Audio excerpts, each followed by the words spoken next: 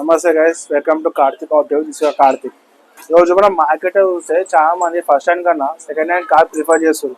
కానీ దాన్ని ఏంటంటే దాన్ని కార్ రిపేర్ చేసిరో ఆర్ ఏమైనా యాక్సిడెంట్ అయిందో, దానికి ఏమైనా ఇష్యూస్, ఇంజన్ ఏమైనా ఆల్టరేషన్ చేసిరో చాలా డౌట్స్ ఉంటాయి.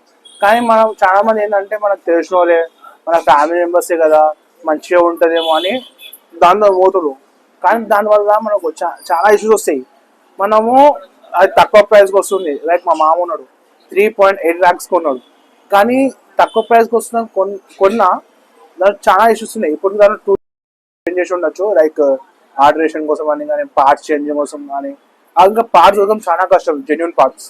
సో మీకు ఆ సిచ్యువేషన్ తెలియాలంటే మనం వీడియో చూసుకుందాం. Let's get in the video. ఇప్పుడు ఓనర్తో అడుగుదాం, కాదు ఏంది ఇష్యూస్, ఏంది ఇష్యూ.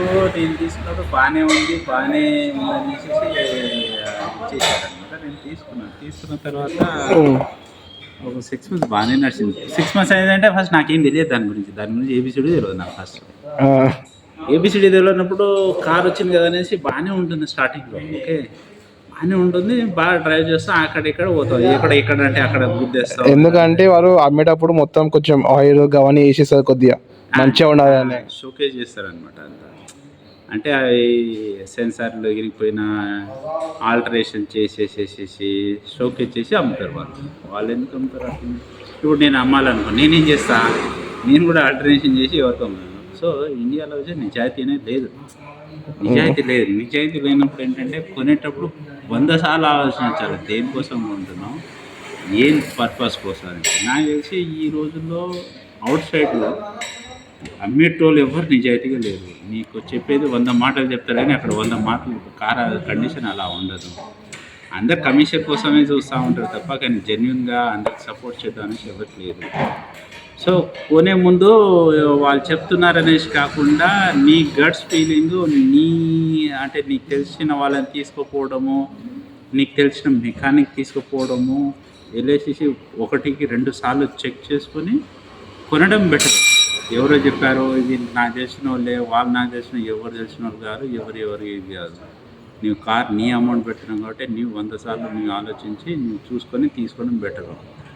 తీసుకున్న తర్వాత ఇగో నాలాంటి సిచ్యువేషన్ ఇది అనమాట.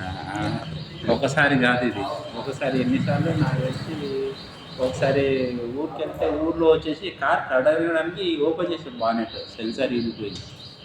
సెన్సార్ ఇరిగిపోతే కార్ అక్కడ ఊర్లో పెట్టేసేసి బస్సుకు వచ్చేసి హైదరాబాద్ వచ్చేసి స్పేర్ పార్ట్ తీసుకొని మెకానిక్ తీసుకొని, అయినా కాలేదు దానికి. అక్కడ నుంచి టో చేసినాం మెకానిక్ షాప్కి. టో చేసిన తర్వాత ఆ మెకానిక్ షాపు ఈ సామాన్ తీసుకోవాలంటే నేను హైదరాబాద్ వచ్చి సెన్సార్ తీసుకొని వెళ్తే ఇది పెట్టి కాదంటారు కదా. ఇదంతా ఒక విషయం. మనంతా అప్పుడు ఆ టైంలో ఫ్యామిలీ ఉంటే కష్టం.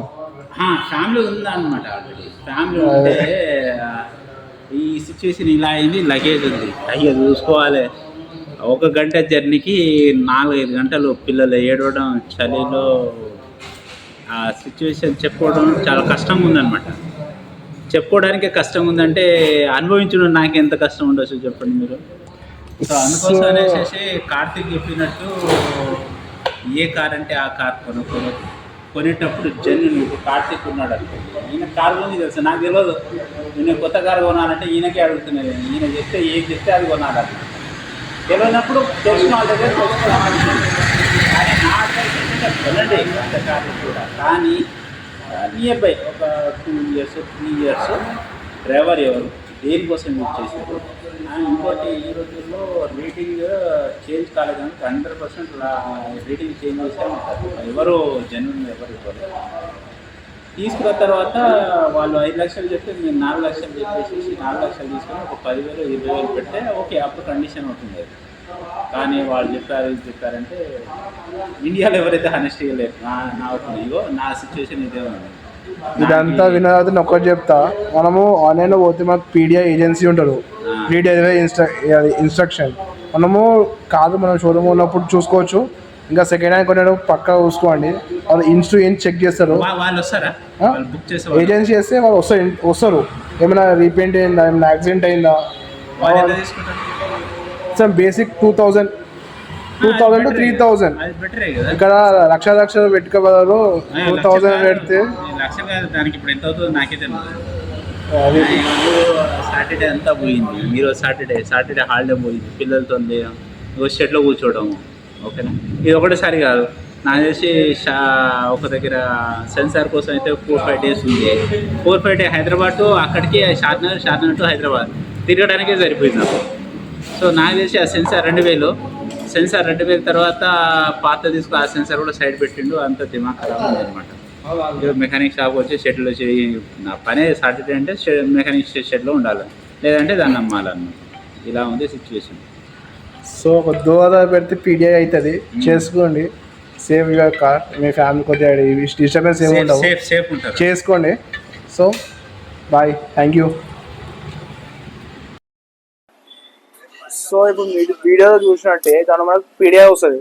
పీడిఐ అంటే ప్రీ డెలివరీ ఇన్స్ట్రక్షన్. మనకు డెలివరీ కాకముందు ఇప్పుడు మనం షోరూమ్కి వచ్చింది, షోరూమ్ వాడు ఆల్రెడీ పీడిఐ చేయిస్తాడు. కానీ వాళ్ళది ఏంటంటే మనం చెప్పరు, ఇంటి ఉందో అది చెప్పదు. కానీ మనము షోరూంలో మనం డెలివరీ తీసుకుంటాం కదా, మనము అది కటన్స్ అది తీసే ముందు చెక్ చేసుకోవాలి, పీడిఐ చేయించుకోవాలి. అది ఎంత మ్యాక్సిమం 2,000 సంథింగ్, 2,000 3,000 ఉంటుంది. కానీ మనము అది ఒకటి నెగ్లెక్ట్ చేస్తే మనకు నియర్లీ 2-3 lakhs పడవచ్చు.